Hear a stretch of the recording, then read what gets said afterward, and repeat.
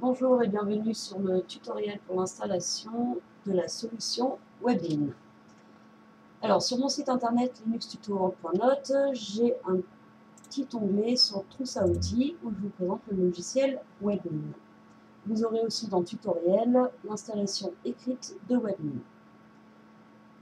Tout d'abord, comme à mon habitude, j'ai modifié le fichier source.list en récupérant les informations qui sont dans librox.net, sur le site internet librox.net.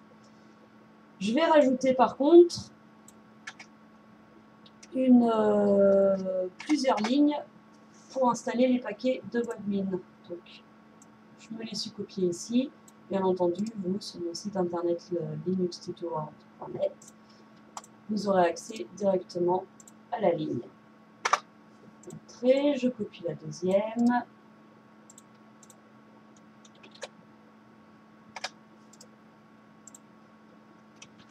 Et j'enregistre un apt-get update pour qu'il prenne tout en compte.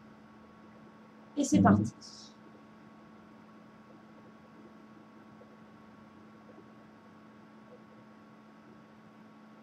Parfait. Alors, tout d'abord, on va récupérer et ensuite installer la clé GPG avec laquelle le référentiel est signé.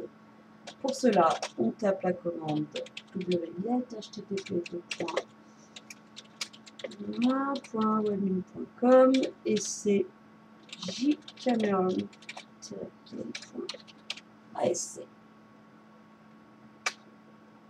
On a récupéré la clé et on la rajoute.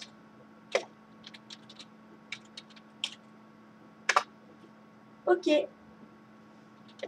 On met tout à jour. Et maintenant, on peut installer Webmin. Pour ça, on va simplement taper la commande suivante, apt-get-install, apt-get install Webmin. On continue.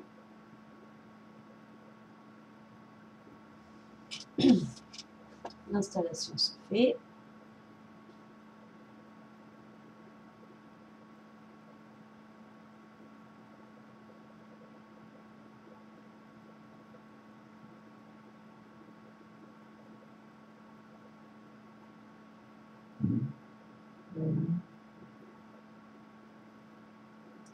C'est donc fini.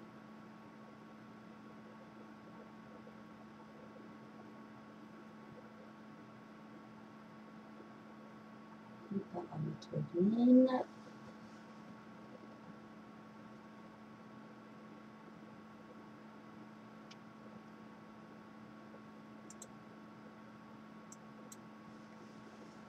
C'est un peu long, forcément, vu que le logiciel est vraiment complet.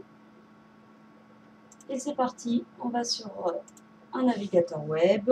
Donc moi je suis en local. Sinon, on marque l'adresse IP, 2.10.000. Forcément, c'est en HTTPS. Je comprends les risques. J'ajoute l'exception. Confirmer. Et là, il demande le username. C'est le root. Et le mot de passe. Je login. Et voici l'interface de Webmin.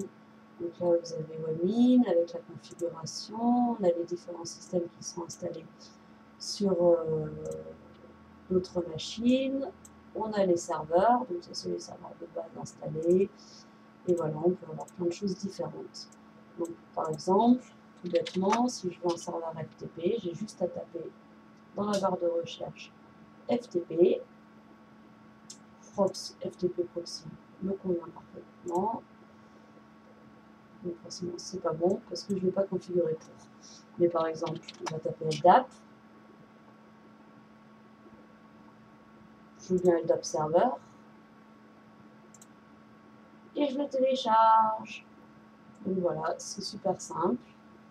Il fait son installation tout seul, c'est OK. Et quand je vais voir dans les serveurs, on voit que mon LDAP serveur est bien arrivé. Donc voilà, c'est pas plus compliqué que ça. Si vous voulez changer de langue, change language theme. Donc là, par exemple, je vais français, ça sera quand même plus simple. Donc, je prends le French. Le Webmin de base, je me fiche, voilà, je mets ça par exemple.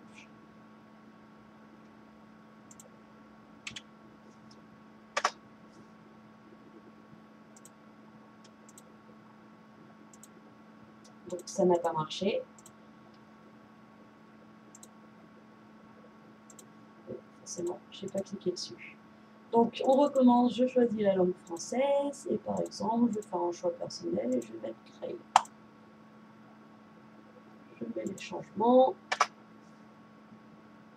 Ça va déjà mieux. Donc voilà, on a le système. Donc par exemple, avec son démarrage et d'arrêt, on peut changer le mot de passe. Voilà, vous pouvez faire tout un tas de choses au niveau du réseau. C'est par rapport aux commandes shell, etc. Les serveurs qui sont installés.